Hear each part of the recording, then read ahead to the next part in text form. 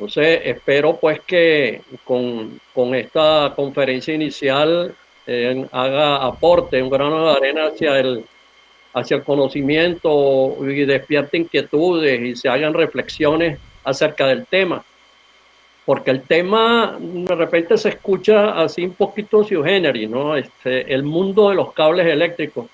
Cualquiera dirá, óyeme, pero un cable es un cable, sí, eso es correcto, pero cada uno de ellos tiene una función y si nosotros no conocemos la función de ellos, qué hacen, cómo lo hacen, cómo interconectan, cómo se convierten en el sistema circulatorio de la electricidad, tan allá que la canalización más importante del fluido eléctrico son los cables eléctricos. Ellos, desde la fase de generación de esos grandes bloques que existen a nivel de un sistema de potencia, desde esa generación, pasando por las subestaciones eléctricas, pasando por las líneas de transmisión, pasamos de nuevo por una subestación eléctrica hasta llegar a los centros de consumo. En cada uno de esos aspectos figuran los cables. Y lamentablemente hay un desconocimiento de lo que significan ellos y lo que significa el tema. Tanto es así que hoy por hoy pues nos conseguimos cables que están trabajando, están operando en centros comerciales o en un edificio y son el mismo tipo de cables que tenemos en la industria petrolera o tenemos en la industria de la CBG, donde hay hornos de inducción y donde hay una serie de parámetros que no son considerados. Lamentablemente, en las universidades hoy por hoy, y desde hace tiempo, pero hoy más todavía, el tema de los cables eléctricos en las escuelas de electricidad, de educación media y de las universidades, no son tocados, son tocados muy superficialmente. Es una cuestión sumamente somera. Tanto es así que no los tropicalizamos, o sea, sencillamente ponemos el que se nos antoje, porque eso es un know-how que tenemos en unos documentos y ese es el que vamos a utilizar porque eso es lo que normalmente se utiliza. Y peor aún, ¿no? Que es que cuando existe una falla y vamos a reemplazar un cable de estos, resulta que colocamos el mismo, no analizamos la falla. ¿Por qué? Porque también no tenemos nada que ver con el mantenimiento de los sistemas de cableado. Nosotros mantenemos transformadores, mantenemos máquinas, mantenemos motores, mantenemos líneas de producción, pero el sistema de cableado jamás es tocado, ni siquiera inspeccionado. Además de esto, no conocemos los materiales, qué son los aislamientos, qué tipo de aislamientos existen, para qué son los componentes que tienen el cable. Sabemos que es un cable de cobre y de repente hablamos y decimos, no, dame, ese es un 2 AWG, ajá, pero no conocemos ni siquiera qué significa un AWG. Hablamos de THHN, THW, todos los T y ni siquiera sabemos qué significa la letra T, ni para qué se utiliza y dónde deben ser utilizados. En otras palabras, no vamos a la esencia de lo que significan cada una de estas cosas. Y déjenme decirles, no es lo mismo colocar un cable aquí en Puerto La Cruz que colocar un cable en Valencia o colocar un cable en Mérida. Y si la instalación, qué tipo de instalación es, el medio ambiente que lo rodea la instalación, de qué se trata. Tenemos aceites, tenemos químicos, tenemos nada que puedan afectar el funcionamiento de ellos. Nos damos cuenta cuando fallan y el sistema deja de actuar, deja de operar por las consecuentes pérdidas que deben existir. Y sencillamente fue, no, se fue un cable. En otros casos, no, se fue una copa terminal. Pero ¿por qué razón se fue la copa terminal? Son los puntos más débiles, pero ¿por qué razón se van? Porque no le hacemos también una inspección. Entonces, este tema, desde cuando yo llegué con él, por allá por los años 80, me di cuenta que el primero que tenía esa ignorancia del tema era yo. Entonces me dije, oye, tengo que ver cómo aprendo esta situación. Y cuando comenzaron a ver, porque empecé por el Departamento de Control de Calidad, cuando fuimos a ver que iba la gente a probar los cables que iban a necesitar, sobre todo de las empresas aquellas y las filiales aquellas de Maravén, Pequibén en la época, oye, veía que iban y tampoco sabían de qué se trataban las pruebas y qué íbamos a probar. Y sencillamente preguntaban, mira, ¿es verdad que ahí hay 70.000 voltios? Mira, no me quedaba decirle, sino, mira, esto es lo que se lee. Ahora, la única manera de probarlo sería saliendo y meterse en ese ambiente, pero yo dudo que lo podamos hacer. Aquí tenemos un kilovoltímetro que dice tanto, ¿no? Entonces, esas situaciones me llevaron a mí a decir y dije que yo alguna vez iba a preparar un curso de sistemas de cableado para hacerles llegar a los estudiantes universitarios, a los ingenieros recién graduados, a los ingenieros con 10 años de experiencia, a los ingenieros con 30 años de experiencia, porque resulta que no aplican realmente lo que se tiene que aplicar. Lo que me he conseguido en el camino, adicionalmente, en una Macoya, me he conseguido en Pequibén, aquí mismo en la zona, en los mejoradores, en la época que empezaron las asociaciones estratégicas en aquel momento, en la refinería, en los edificios. Mire, eso es desastroso desde el punto de vista de lo que significa un cable eléctrico. Entonces, ¿cuál es la misión que yo persigo con ese curso? Oye, tratar de llegar a la gente a que reflexionen del tema y que de alguna forma entremos a trabajar con eso. Porque ni siquiera los parámetros no sabemos calcular. En la universidad vienen y me dicen, mira, que vamos a calcular un circuito ramal, vamos a calcular este cable y me ponen por capacidad de corriente. Ah, de paso, dicen que por capacidad eso no existe. Existe capacidad de corriente. Entonces vamos a calcular por capacidad de corriente, después vamos por caída de tensión y resulta que la caída de tensión prevé que es una función de la resistencia y de la reactancia. Y agarran la reactancia de donde sea, de un código eléctrico nacional, donde dice es tanto ohm por kilómetro, ese es el valor que yo voy a tomar para mis cálculos. De repente para unos cables pequeños sí, pero ya cuando se trata de cables de alta tensión un poco más grandes, ya la cosa cambia. Entonces, ¿por qué? Porque la reactancia depende de la distancia entre ejes de conductor de acuerdo a la configuración circuital que fue tomada para la alimentación de la carga que yo deseo alimentar. Entonces, sencillamente, eso es desconocimiento del tema. Y tenemos que de alguna manera hacerlo porque eso es lo que se imparte en la universidad. En la universidad se dice, mira, vamos a derratear por temperatura, temperatura ambiente allá abajo 40 grados, hay 40 grados, multiplicamos por 0,88 que es el factor, ya derrateé por temperatura. Pues no, señor, eso no es así. Eso sencillamente, si tú no conoces cómo desarrollar y calcular ese cable en función de lo que significan las resistividades térmicas, de cómo va saliendo el calor desde donde están instalados hasta la superficie, en ese momento es cuando yo sé qué tipo de calibre y qué tipo es lo que yo voy a hacer con esos cables ahí metidos.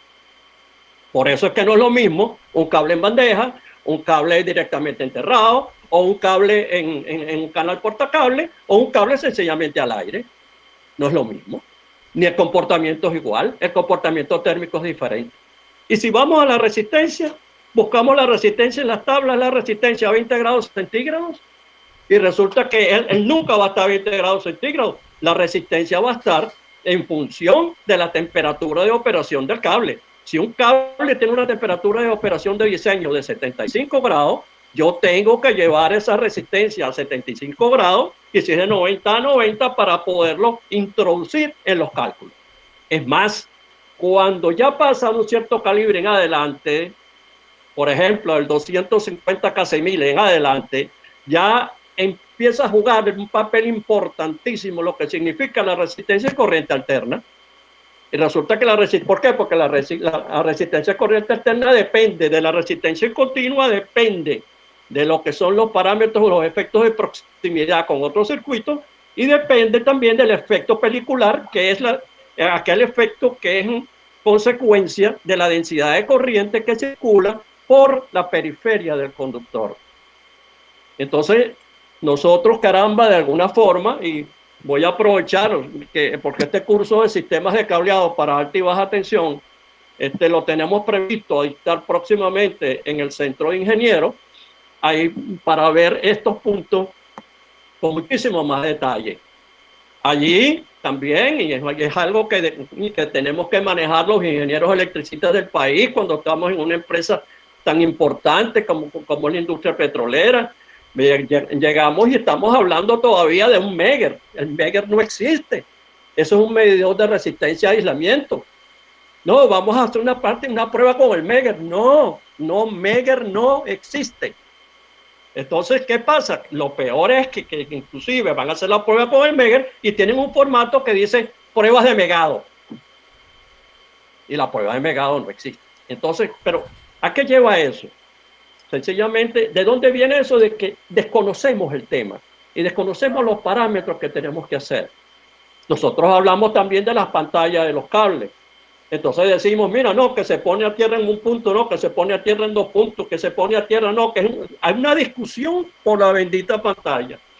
Y resulta que más adelante lo vamos a ver un poquito más, ojalá que pueda meterme un poquito más profundo, porque ese es un punto que es tremendamente importante y que no se maneja.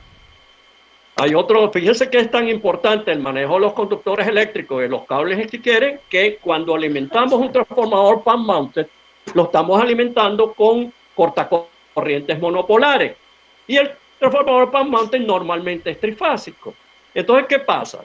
Cuando usted alimenta un transformador o una máquina trifásica con elementos monofásicos, indiscutiblemente todo el efecto de magnetización y todo aquel ciclo de estéresis famoso en el caso de los transformadores y todo esto no se cumple adecuadamente. Entonces eso trae como consecuencia unas pérdidas tremendas en el hierro de ese transformador a futuro y se me traduce que desmejoro un rendimiento que debe estar en el orden de un 96-97% y lo puedo reducir al 92-91%. Entonces tengo un transformador trabajando mal. Y finalmente le digo, cuando un cortacorriente monopolar se cae, quedan las dos fases trabajando con el transformador. La fase que se cayó, su reactancia capacitiva se hace igual a la reactancia inductiva de la bobina que está fallada, que está fuera. Al hacerse eso, ocurre un fenómeno llamado ferroresonancia, porque las dos reactancias son iguales.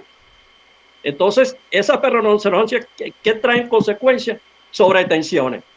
Entonces, esas sobretensiones actúan sobre el esmalte de la bobina, que tiene la bobina como aislamiento, y actúan sobre el papel, que hacen aislamiento entre bobinas de alta y baja tensión. Entonces, mi llamado es a que realmente esto que yo llamé el mundo de los cables eléctricos, se les haga un poquito de honor a esos señores que es lo que nos llevan, la energía de un punto a otro. Exactamente igual y es análogo a un aneurisma en una vena o en una arteria. Si hay obstrucción, la energía no me llega. Si yo los configuro mal, no me llega. No es lo mismo poner cable plano que cable triplex. No es lo mismo calcular las cosas en un sistema de ductos que directamente enterrado. Entonces, los invito a que reflexionen el tema y vamos a ver si vamos andando con un poquito con más de orden en cada una de estas cosas. Tengo una pequeña presentación, muy pequeña. Voy a tratar de ver cómo resumo las cosas, de tal manera de que les llegue a ustedes este mensaje y que de verdad internalicen, sobre todo los ingenieros electricistas, internalicen qué significa eso. Ya verán, vamos a ir hablando poco a poco entonces en este transcurso. Voy a dejar de verlos un momentico y nos vamos a ir a la presentación.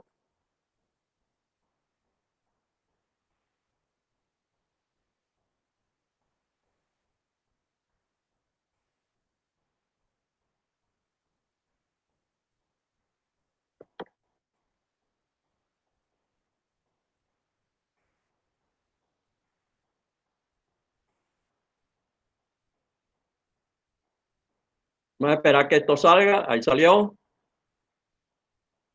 Espero que lo estén viendo bien. Esto es Sistemas de Cableado para Alta y Baja Tensión, octubre 2020. Se ve perfectamente la pantalla, profesor.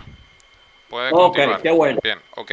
Qué bueno, voy. Bien. Dentro de los objetivos naturales que yo le hago a este curso de sistemas de cableado y alta tensión, Me baso, en primer lugar, auxiliar a todos los ingenieros técnicos, técnicos de educación media, técnicos altos, técnicos bajos, ingenieros, les repito, recién graduados, en formación, como quieran, que elaboran en diseño, instalación y mantenimiento de los sistemas eléctricos en general.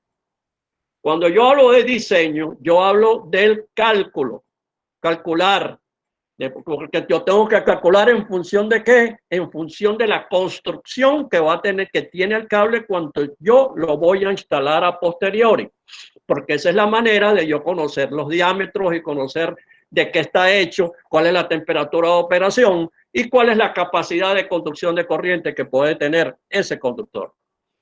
En la instalación, porque tengo que ver de qué manera los voy a instalar. Hay 4 tipos primordiales que lo vamos a ver un poco más adelante, lo vamos a mencionar.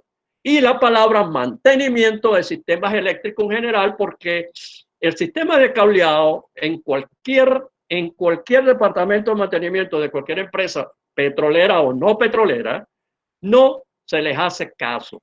No se les hace caso omiso. No existe una inspección, ni siquiera una inspección visual, sino sencillamente que trabaje y yo me olvido de él. Y el día que falló, sencillamente lo cambié. Pero no me di cuenta que el que falló fue el alimentador principal y toda mi planta se paró. Y una parada de planta de repente puede durarme 16 horas con todas las pérdidas económicas sustanciales. Entonces, ¿cuál es la misión mía como ingeniero o como en mantenimiento? Ser garante de que toda la operación esté en on, esté siempre encendida. En segundo lugar, hay que conocer la terminología que se usa en el área. Hay que saber qué es un AWG, qué significa un KC1000, qué significa un cable, qué significa un alambre, qué significa un paso de cableado, una relación de... O sea, todo eso hay que conocerlo porque ya ahorita se lo voy a explicar cuando veamos los conductores, qué significa tener un paso de cableado acorde y qué significa tener un diámetro adecuado. Allí en ese curso también, y es lo que debemos saber, tenemos que conocer los materiales, qué tipo de materiales son. Nosotros sabemos que de repente tenemos unos materiales en los cables, que todo el mundo dice que es cobre y aluminio. Pero ¿qué tipo de aluminio? ¿Dónde lo voy a poner? Aéreo. ¿Lo puedo aislar? ¿No lo puedo aislar? ¿Qué pasa cuando el óxido de aluminio trabaja? ¿Qué sucede cuando hay cambios de temperatura o cuando hay un par o se forma un par galvánico de repente con un conector de cobre, con un conector de bronce? ¿Qué le sucede a ese cable? Ver también los materiales que son aislantes, los materiales utilizados como recubrimiento.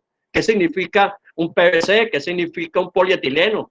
¿Qué significa un polietileno de cadena cruzada, XLPE?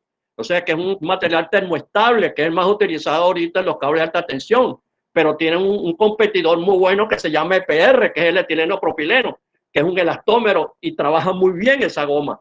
¿Qué significa tener un material como el Hypalon? El Hypalon es un material con polietileno clorosulfonado, que ha sido el último grito de la moda, sobre todo para recubrimientos exteriores, porque nada lo afecta. Lo único que medio lo afecta es el ácido clorhídrico, del resto le puede pasar cualquier cosa por encima. La otra cosa que debemos ver con respecto a esos materiales y los procesos es que desde el año, por allá a los años 80, cuando se estaba haciendo el metro de Caracas, comenzaron a salir los cables que, con materiales que tienen un comportamiento al fuego excelente. Porque usted, donde tiene mucha gente circundante, usted tiene que tener un material, unos cables con un comportamiento al fuego como debe ser.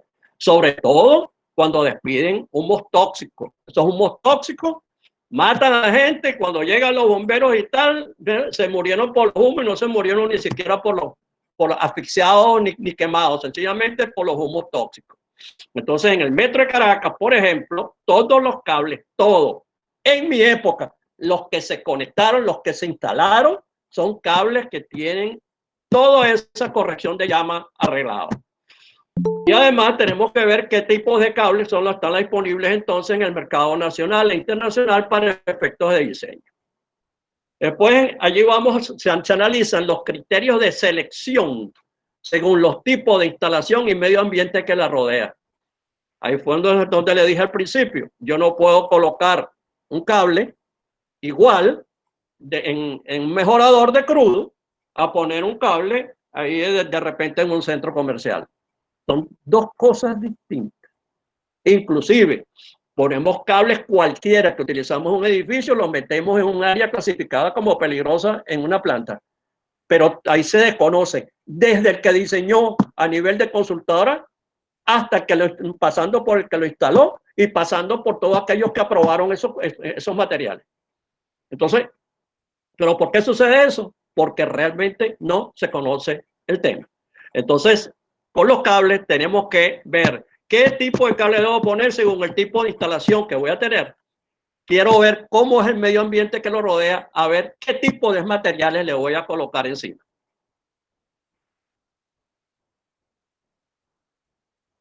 Y finalmente, vamos a conocer de las normas. ¿Qué normas están trabajando? ¿Con qué normas? ¿Bajo qué normas se manejan la fabricación? ¿Bajo qué normas se maneja cada uno de los cálculos? ¿Qué debo hacer con una corriente de cortocircuito? ¿Okay? Porque así como le decía anteriormente, nosotros calculamos por capacidad corriente que haya tensión, nos olvidamos de calcular por cortocircuito. Y más aún, nos olvidamos de calcular por capacidad térmica del cable, que es la disipación térmica desde donde están instalados hasta el medio ambiente. Entonces, dentro de esa terminología que tienen esos cables, como se lo decía, está inicialmente lo que es un AWG, se desconoce. AWG es un American Wire Gauge, que es la forma como las normas americanas han tratado los cables que van desde el 36 AWG hasta el número 2 AWG, pasando cada uno por números pares. Es decir, vienen desde el 36, 34, 32, 30, por allá, de el 16, el 14, el del 12, 10 y así sucesivamente hasta llegar al número 2, AWG. Es un cable, normalmente están de muchos hilos pequeños hasta el número 2, que es un cable de 7 hilos, porque es un cable concéntrico. Eso es lo que significa OLVG, una galga, es un área de sección transversal del conductor. Es algo así como que vean, agarren el conductor y lo ven de frente. Usted está viendo ahí, realmente es el área de la sección transversal. Eso significa la OLVG. Tiene después unos equivalentes y tal, porque entonces llegaron los gringos, dijeron los americanos, mira, vale, hasta el 2 va a ser WG, pero a partir de ya del 1 en adelante, ya vamos a estar hablando de K6000. Entonces empezamos con el 1-0, el 2-0, 3-0, 4-0, 250, 350, 500, 1000 y entre ellos hay números que se pueden fabricar. Eso con lo que respecta al conductor, pero siempre en función del área de sección transversal. Los europeos son más, yo diría que son más correctos en ese tipo de cosas, porque el área de sección transversal, los europeos, y lo dicen las normas también, ahora les menciono la norma, es en milímetros cuadrados. Es la mejor manera de usted saber qué área de sección transversal usted va a tener con ese conductor capaz de conducir la corriente eléctrica que usted desee. Hay otro concepto de lo que es un conductor cableado y un alambre. Un alambre es una sección estirada completamente de un solo hilo. ¿Ya? Ese hilo que es un filamento totalmente estirado. Un conductor cableado son varios hilos trenzados helicoidalmente. Entonces, es una diferencia de lo que significa alambre con respecto a lo que significa un conductor cableado. En ese momento, el alambre es alambre y ya el conductor es cable. Y pase lo que pase hacia arriba, le ponga lo que le ponga, ya es un cable. El alambre no es cable porque no pasó por un proceso de cableado.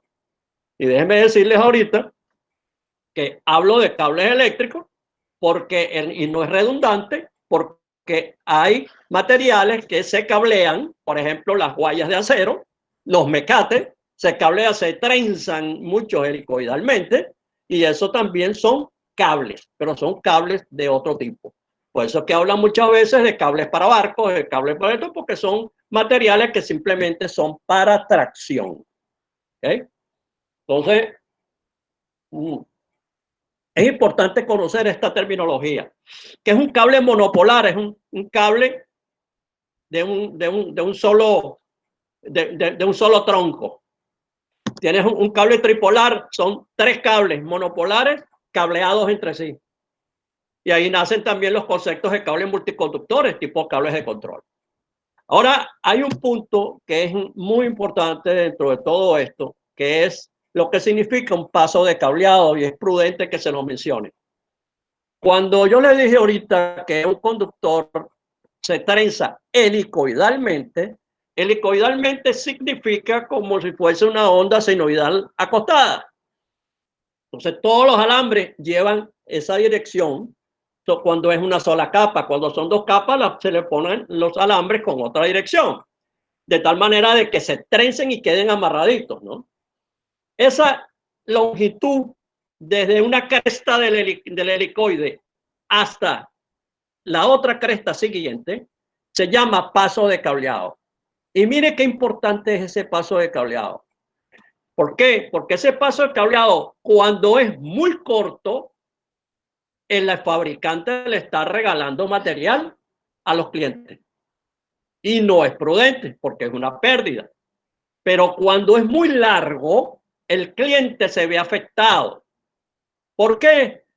Porque ahora voy a tener unos cables que no van a estar perfectamente amarraditos y trenzados, porque va a estar eso cuando usted le quite el aislamiento, cuando va a conectar, aquellos alambres comienzan a hablar y se salen de lo que significa la trenza. ¿Qué trae esto como consecuencia? Que cuando tiene un paso muy largo, hay menos peso por unidad de longitud de ese conductor. Al haber menos peso de la unidad de longitud de ese conductor, hay menos área efectiva de sección transversal. Esto trae como consecuencia de que de repente un cable número 10 no es 10, es un 12. Y sin embargo, usted está comprando un 10 porque usted le va a meter ese cable por lo menos unos 20 y pico amperios. ¿Ok? Entonces, ¿qué significa esto? A la final, que yo no debo medir un conductor con un vernier para ver el diámetro, y pi por diámetro cuadrado sobre 4 me da el área, ese es el área de sección transversal, la machete el cable.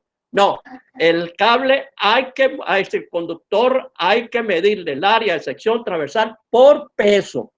Se agarra medio metro o 1 metro de ese cable, se pesa, se divide entre la gravedad específica y tenemos el área de la sección transversal. Y ese es realmente el área efectiva de sección transversal. Entonces, hasta eso tenemos que tener cuidado. Por eso cuando yo veo cables, y no quiero que esto sea peyorativo para nadie, pero lo he visto. Yo he visto cables chinos, he visto cables peruanos, he visto cables de diferentes nacionalidades, pero también venezolanos, donde no cumplen con ese paso de cableado, y los clientes lo que están siendo estafados y no lo saben. Entonces, esto es prudente. Ahorita vi, por ejemplo, en el caso de Cavar, entiendo que es un distribuidor. Bueno, él tiene que estar pendiente de qué cable. No puede comprar cualquier cable, porque si compra cualquier cable, de repente se lo están dando bien barato, pero en el momento en que aquí se apliquen unas leyes y hay un problema con eso, todo el mundo se va a meter un gentío en problemas porque no cumplieron con cada uno de esos parámetros. Entonces, todo esto es sumamente importante. Entonces, la norma es sumamente clara con esto y te da el área de sección transversal adecuada. Espero que haya quedado suficientemente claro esto, ¿no? En lo que respecta a las normas sí se las dejé allí, se las voy a mencionar, y es bueno que la vean porque esto es vital. Porque nosotros, cuando estamos en una consultora y de repente le hacemos un proyecto a PDVSA, cuando vamos a buscar la memoria de cálculo de los alimentadores o los circuitos ramales y toda aquella historia, hay que ponerle un rosario de normas, porque si no, no te aceptan el documento. Eso no es válido. Las normas de los cables son estas que les voy a decir ahorita en este momento. No hay otras. Que existen guías en el área, en cualquier empresa para que haya algo que cumplir, sí, pero las normas estas de cables son las que tienen que poner ustedes en los documentos y las que tienen que aplicar en el momento de lo que es un diseño, instalación y prueba. En primer lugar, la American Society for Testing and Materials. Esas es las normas ASTM. Esa es la mamá de todas las normas desde el punto de vista de conductores. Allí se asocian no solamente los conductores de cobre, sino también los conductores de aluminio, están los conductores Copperwell, los conductores Alumowell, están todos, cada uno con unos tomos dirigidos a cada cosa. En segundo lugar está la Insulated Cable Engineering Association, que es la ICEA-NEMA. Estas normas ICEA-NEMA son unas normas excelentes de fabricación de cables para alta y baja tensión de polietileno, de todo lo que significan los polímeros que se trabajan. Y también tienen unos apartes para lo que significan las gomas. Asociación de Edison y Nometrica, que son las normas AIC, es una norma de usuarios, es una norma un poquito más dura para efectos de fabricación y pruebas. Los Underwrite Laboratories INC son normas que se aplican, ahí abarca todos los cables que se hacen con PVC.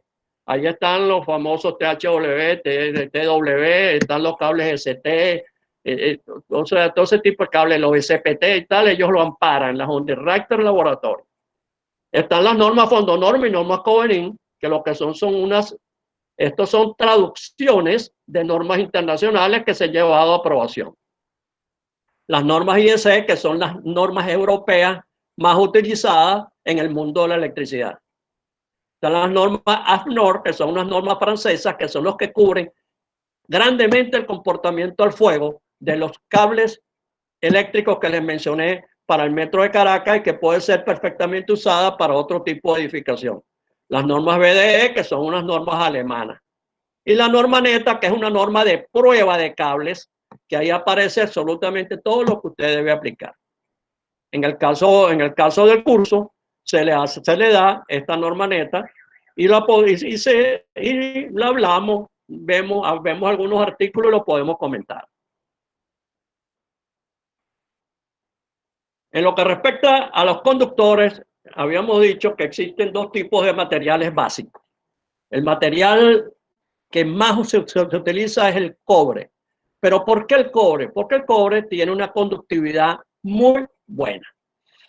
Lamentablemente no tiene una conductividad del 100% como metal, pero se toma como patrón de que su conductividad es del 100%. Y él se encuentra para los cables en tres presentaciones: el cable duro, cable semiduro y cable blando. El cable blando es un cable que pasa por un fenómeno de recocido para efectos de que los alambres queden lo suficientemente maleables, de tal forma de que cuando se haga la trenza caigan y no queden hilos, queden montados y todo esto, sino que todos se acoplan según las hileras de producción. En caso del aluminio, el aluminio se maneja de otra forma. Es muy bueno, pero es el del 61% conductividad con respecto al cobre. Ese es el caso del aluminio de alta pureza, que es el aluminio que denominan 1350. Este aluminio entonces tiene el 61%, significa que yo necesito un 40% más de área para que pueda trabajar adecuadamente, porque pues tiene 40% menos de conductividad que el cobre. Entonces yo necesito prácticamente casi doblar el área de sección de transversal para una misma capacidad de corriente. Hay dos aleaciones más utilizadas. Una de ellas es la 5005, no se conoce mucho, pero la 5005, por ejemplo, como para que ustedes vean, es una aleación que también se hacía en el país, en una empresa llamada Conductores de Aluminio, en Sural también, o en Cabelún. Se hacían unos cables de 5005 para su trabajo a orillas del mar. Tiene un comportamiento tremendo. pero lamentablemente tiene una conductividad del 52, algo por ciento. Y la tercera aleación que ustedes conocen mucho es la aleación 6201, que es el famoso Arvidal, que es el cable más utilizado para las líneas de distribución. Entonces, por eso que le digo que hay que conocer cada una de estas cosas para poder trabajar. De hecho, yo para poder diseñar una línea de transmisión, para poder diseñar una línea de distribución, y algo de esto, yo utilizo aluminio aéreo, yo tengo que saber todo lo que significa en los módulos de elasticidad final, las cargas de rotura y todo esto para efecto de ver qué tensión le voy a meter para lograr las flechas mínimas aquellas y todo lo que significa las alturas sobre el nivel del suelo. Entonces, aquí es bueno mencionar que en Venezuela se estuvieron haciendo una vez unos cables llamados ACCR. Esos cables ACCR la conformaban, el núcleo era de acero galvanizado y la capa superficial o las capas más superficiales de aluminio 1350. Esto apoyándose en lo que significa la conducción por efecto piel del conductor, que casi toda la corriente alterna viaja por la periferia del conductor. Entonces, por eso es que se pone el aluminio por encima. Pero este es un cable muy pesado que no permite que haya una distancia entre torres lo suficientemente buena desde el punto de vista económico por su peso. Entonces, eso es lo que llaman distancia vano, distancia entre dos torres. Entonces, para lograr unos vanos mayores, oye, salió, de repente a alguien se le ocurrió y empezó a trabajar con un conductor llamado ACAR. Ese conductor ACAR, que el alma la pusieron de Arvidal y por fuera los conductores de afuera de aluminio 1350. Se logra una mejor capacidad de conducción y más o menos se tiene una capacidad de tracción o unas fuerzas de tracción tan buenas como te las da el ACCR, pero con una ventaja. Tiene un peso menor, puedo alargar la distancia entre torres para jugar con la flecha mínima. Eso me ahorra una cierta cantidad de torres y eso pues a la final económicamente me da un proyecto rentable. Permítame decirle que todos los cables que están en transmisión desde la época de las líneas troncales de 765.000 voltios son en ACAR. Las líneas de 400 en ACAR. La mayoría de las líneas de 230 en ACAR y 115 en ACAR. Otra cosa que le puedo decir es que todo el crecimiento que hubo en el sistema eléctrico corriente de PDVSA, todo fue hecho con conductor ACAR. Ahora bien, ahorita en Venezuela usar el ACCR, de verdad que no lo entiendo. Porque muchos dicen que es que me lo van a robar, sí, pero que desde abajo usted va a ver son las capas de aluminio. Entonces, tú no me vas a diferenciar un ACCR con un ACAR desde abajo. O sea, es imposible. Entonces, ¿dónde utilizo el ACCR? En las islas del Caribe, por ejemplo, donde pasan huracanes que son muy fuertes y definitivamente pues rompen el esquema de cualquier punto de tracción. Por otra parte, vamos a ver cómo me rinde el tiempo. El material de aislantes y cubiertas externas. Hay dos tipos de materiales aislantes desde el punto de vista químico. Uno son los materiales termoplásticos y otros son los materiales termoestables. Los dos son bastante buenos. Lo que pasa es que uno, tú logras un mejor funcionamiento por parte del funcionamiento térmico con respecto al otro. Para baja tensión, normalmente se utilizan cables aislados en PVC. Ahí tenemos toda una gama. Esa gama tenemos el THW, el TW en la época, pero ahorita se utiliza mucho el THW, se utiliza ahora el THWN y esa letra T, de ahí es donde viene termoplástico. Cuando usted ve la letra T es porque el material que tienen encima es termoplástico. ¿Ok? Ese material termoplástico llega, el calentamiento se deforma, no pierde su formación con respecto al material que está arropando, pero varias sucesiones de ese calor los parten todo y los agrietan y ya pierden toda condición de funcionamiento. Tienen temperaturas de 75 grados, hay temperaturas de 105 grados. Hablan de que están haciendo un PVC para 90 grados y que por eso es que es un THWN. Y resulta y acontece, y se los digo a ustedes, el THWN es de 75 grados y quien lo define es el aislamiento, no el nylon. Y hay otro que llaman THHN, que es el de 90 grados, y lo define el PVC. Si realmente ese PVC es de 90 grados y le pongo una capa de nylon encima, estamos hablando de un THHN. Y si es un THW con una capa de nylon, estamos hablando de un cable para 75 grados. Significa que para efectos de cálculo, un THWN no se puede calcular por 90 grados, así le digan lo que le digan. ¿Ok? Siempre y cuando la nomenclatura que utiliza esa fábrica no es la adecuada y estén utilizando realmente un PVC de 90 grados. Entonces, usted tiene que preguntar, hacer las pruebas, ver el envejecimiento de ese material en un horno, a ver si realmente ese PVC es de 90 grados. En todo eso hay que estar pendiente para efectos de cálculos posteriores. Entonces ahí tenemos entonces la gama de baja tensión, tenemos el THW, THWN, THHN. Ah, de paso, no les dije, el nylon es para efectos de abrasión. Una cubierta con nylon, usted lo ala y pasa por un objeto cortante y no le pasa nada. Por eso es que es un cable superior, resistente a la abrasión. Tenemos después un cable llamado TTU, que ese TTU no es más que tiene un aislamiento, una doble capa, tiene un aislamiento y tiene un recubrimiento exterior. Ese aislamiento es un polietileno convencional de 75 grados y la chaqueta es una chaqueta de PVC, pero está en la gama de los termoplásticos. Hay cables, el SPT, que es el cable paralelo blanco que ustedes conocen, que está en todas las casas rurales. Tienen el cable torcido, el alambre torcido, tiene el ST, que es un cable muy fuerte para todo, ¿no? Hay un cable SPT, que es un cable paralelo, que lo utilizan hoy por hoy para cable de plancha, que es un cable con Hypalon. El Hypalon es un polietileno clorosulfonado. ¿Por qué? Porque sencillamente le ponen la plancha encima y no le pasa nada. Por eso es que hoy por hoy los cables de plancha duran tanto, porque son resistentes al calor. Entonces, en todas esas cosas hay que tenerlas presentes. En lo que respecta, hay otro cable de baja tensión que utiliza elementos termoestables, como el polietileno vulcanizado, el XLPE, y utilizan LPR, y su temperatura es para 90 grados. Es excelente cable. Ahí en esa gama están los XHHW y los RHH-RHW. Mis cables preferidos son los RHH-RHW, que son aislamientos en EPR, en goma termoestable 90 grados con una chaqueta de Hypalon.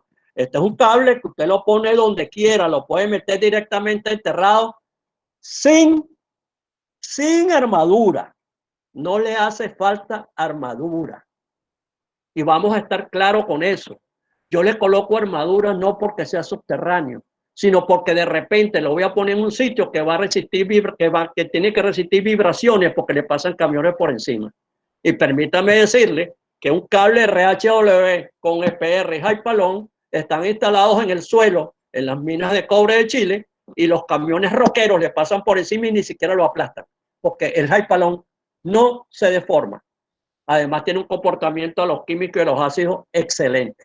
Entonces, ese tipo de cable es el que debemos utilizar. Por ejemplo, yo utilizaría eso en las macollas directamente enterrado. Ahí puede haber el derrame que quiera, puede haber el petróleo que quiera. Lo puedo meter donde sea. Es más, en mi época, cuando yo trabajé en PDVSA, que estuve en Pequibén, hicimos un cambio de los cables del sistema de iluminación, todo el sistema de iluminación directamente enterrado, que tenía previamente un THW en aluminio mal metido, que no es recomendable para directamente enterrado, y sencillamente yo se los cambié y los cambiamos por RHW, eso fue en el año 94, y los cables no han fallado desde ese entonces. Ahí está el cable adentro, sin ningún problema, pero directamente enterrado a 30 centímetros de la rasante del suelo. Entonces, de esa manera, no gastas en ducto, no gastas en nada de eso y el cable está vivito y coleando y te ahorraste un dineral. ¿Que el cable es más caro que el otro? Sí. Pero si tú compensas y mides con respecto a que tengas que poner un ducto, ahí la cosa más o menos se equiparan. Y la duración, pues termina, que el cable ha pagado, bueno, pero toda su instalación y todo el tiempo que está trabajando. Entonces, de eso se trata este negocio. Entonces, después, dentro de esos materiales aislantes, entonces ya le hablé de los termoestables y me puedo ir entonces a lo que significa un cable de alta tensión. Los cables de alta tensión, ya vamos a ver características eléctricas, pero yo quiero ver primero los cables de alta tensión. Me disculpan esa, para no perder la secuencia. Los cables de alta tensión desde 5 kilovoltios a 69 kilovoltios. Dentro de la industria del cable, ya la tensión de 5 kV en adelante ya se denominan cables de alta tensión. Así que aquí no hay media tensión. Todos los cables son de alta tensión. Y hasta 69 kV porque aquí no hay maquinaria, ni hay proceso capaz de hacer cables por encima. Es bueno que ustedes sepan que hay cables para 115.000 voltios, hay cables para 230.000 voltios, cables para 320.000 voltios, que son hechos a estos niveles, cables aislados. Pero el proceso por las cuales lo hacen es un proceso a través de radiación y necesitan unas máquinas especiales. Entonces, en Venezuela podemos hacer hasta el 69 kV y de hecho se hizo sin ningún problema. ¿Cuál es la conformación? Si ustedes ven aquí en la pantalla, ustedes ven que esto que está acá es el conductor. Inmediatamente se le coloca aquí una capita de lo que llaman pantalla, disculpen,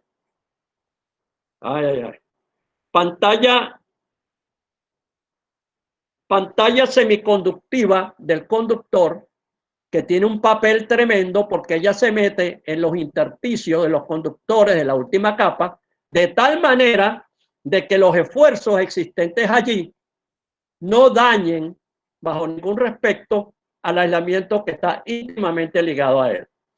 Otra cosa que él hace, que al tapar estos huequitos que tienen acá, el aislamiento cae sobre una superficie más redonda, más de una circunferencia, de tal manera de que se garantice que de aquí a acá, en todos los puntos, tenga el mismo espesor y no haya ningún cambio en eso. Si aquí se deja un huequito o una pequeña oquedad, entonces para la tensión de trabajo se ioniza, esa ionización lo convierte en un capacitor, el capacitor carga y se descarga, y entonces empieza a darle duro al aislamiento y lo empieza a romper. Posteriormente a ese material, que le repito, es un ese material es un material que es semiconductivo para que no ahogue la corriente de fuga que va a estar caminando, así que pasa por dentro